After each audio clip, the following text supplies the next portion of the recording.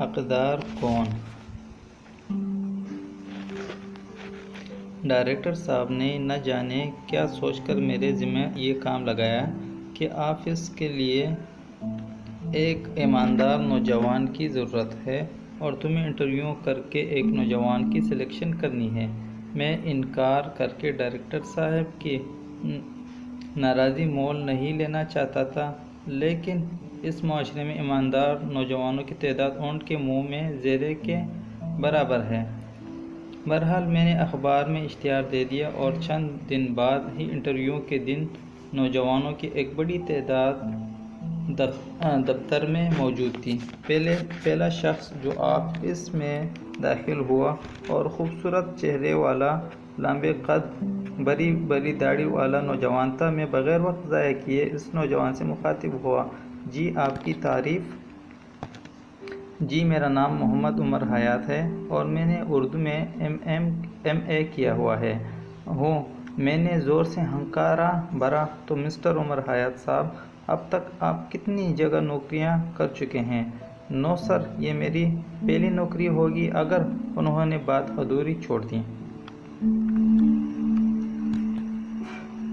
یعنی آپ کی زندگی میں پہلی بار انٹرویو دے رہے ہیں؟ میں حیرت زدہ رہ گیا۔ نو سر، ایم اے کیے ہوئے مجھے 2 سال ہو گئے ہیں اور 2 سال میں میں نوکری کی تلاش میں جوتیاں چٹکاتا پھر رہا ہوں، لیکن قسمت نے اب تک ساتھ نہیں دیا، اور جہاں ساتھ دیا بھی تو وہاں رشوت اور سفارش نے انٹرویو سے آگے بڑھنے نہیں دیا۔ محمد حیات کے لہجے میں دکھ بھری بخوبی محسوس کیا جا سکتا تھا۔ آپ اپنے ڈاکومنٹس کاغذات ساتھ لائے ہیں؟ جی ہاں سر، یہ دیکھیے۔ اس نے اپنے ڈاکومنٹس میری طرف بڑھا دیے۔ میں نے عمر حیات کے کاغذات دیکھے اور وہ ہمارے ادارے کے معیار پر پورے اترتے تھے، لیکن ہمیں ایک ایماندار شخص کی ضرورت تھی۔ اچھا تو مسٹر عمر حیات صاحب، اب آپ ہمارے کام کی تفصیل بھی سن لیجیے۔ ہمیں ایک ایسے شخص کی ضرورت ہے جو ایماندار ہو، کیونکہ پیسوں کے معاملے میں بڑوں کا ایمان ڈنوا ڈول ہو جاتا ہے، اور اب تک ہمارے 3 ایجنٹ پیسوں کی ہیرا پھیری کر چکے ہیں۔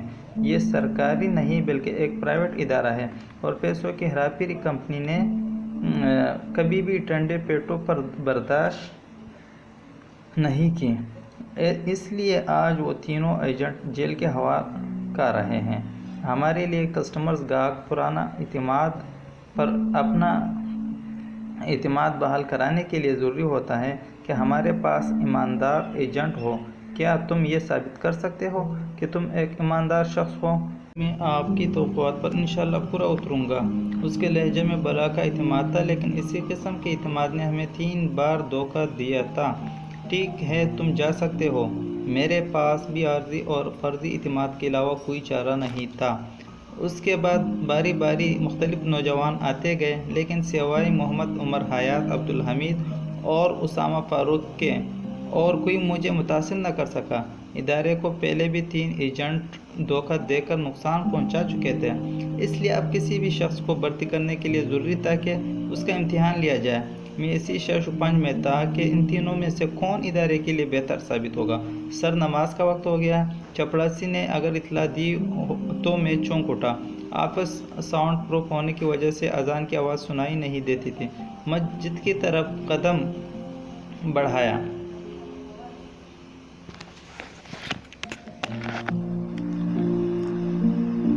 مسجد کی طرف قدم بڑھاتے ہوئے ایک انوکھی خیال نے میرے مشکل حل کر دی۔ وہ تینوں میرے سامنے بیٹھے ہوئے تھے۔ تقریباً 2 منٹ کی خاموشی کے بعد میں نے سکوت توڑا۔ ہاں تو بھائیو، نوکری ہے 1 اور افراد ہیں 3۔ مجھے جلد از جلد ایک فرد کی تلاش تھی، لہذا تم لوگوں کا انٹرویو لیتے ہی میں نے ادارے کے 3 افراد کو تم تینوں کے ایڈریس دے کر بھیجا اور تاکید کی کہ ان کے دوستوں اور محلے والوں سے معلوم کرو کہ یہ تینوں کتنے ایماندار ہیں۔ ان تینوں نے اگر مجھے جو رپورٹ دی اس کے مطابق تو تم تینوں بہت ایماندار ہو اور پڑوسیوں کے علاوہ رشتہ داروں سے بھی مخلص ہو، لیکن میں نے ادھوری چھوڑی۔ مگر کیا سر؟ وہ تینوں کورس کے انداز میں بولے۔ مگر وہ خاص ایمانداری والی خصوصیت تم تینوں میں سے صرف ایک میں پائی جاتی ہے۔ لیکن سر وہ ایک خوش نصیب کون ہے جو آپ اور آپ کے ادارے کی نظر میں ایماندار ہے؟ عبدالحمید کے لہجے میں تحفظ بخوبی معلوم کیا جا سکتا تھا۔ وہ بھی بتا دوں گا، لیکن اس سے پہلے اس سوال کا جواب بھی دے دوں جو تم لوگ پوچھنا نہیں چاہتے، میں نے مسکراتے ہوئے کہا۔ میرے خاموش ہوتے ہی ان کے چہروں پر پھیلے ہوئے تحفظ اور بے چینی میں مزید اضافہ ہو گیا۔ سر ہم بہت بے چینی محسوس کر رہے ہیں۔ اسامہ فاروق نے پہلو بدلتے ہوئے کہا۔ تمہاری بے چینی ابھی چند لمحوں میں ختم ہو جائے گی، میں نے لطف اندوز ہوتے ہوئے کہا۔ بات یہ ہے کہ اگر نوکری کا حقدار صرف ایک شخص ہے تو دوسرے دو اشخاص کو بلانے کی کیا ضرورت تھی؟ اس کا جواب یہ ہے کہ میں چاہتا ہوں کہ باقی دو افراد کو بھی اپنی غلطی کا احساس ہو جائے، تاکہ آئندہ وہ یہ غلطیاں نہ دہرائیں۔ میری بات سن کر وہ تینوں مجھ سے مزید مرعوب نظر آنے لگے۔ اب وہ بالکل خاموش ہو گئے اور اپنی تمام توجہ میری جانب مبذول کر دی۔ اس موقع پر اگر کوئی کاغذ بھی پڑھاتا تو ان تینوں کے چہروں پر ناگواری کے تاثرات ابھر آتے، لیکن اس وقت دفتر میں مکمل سکوت تھا۔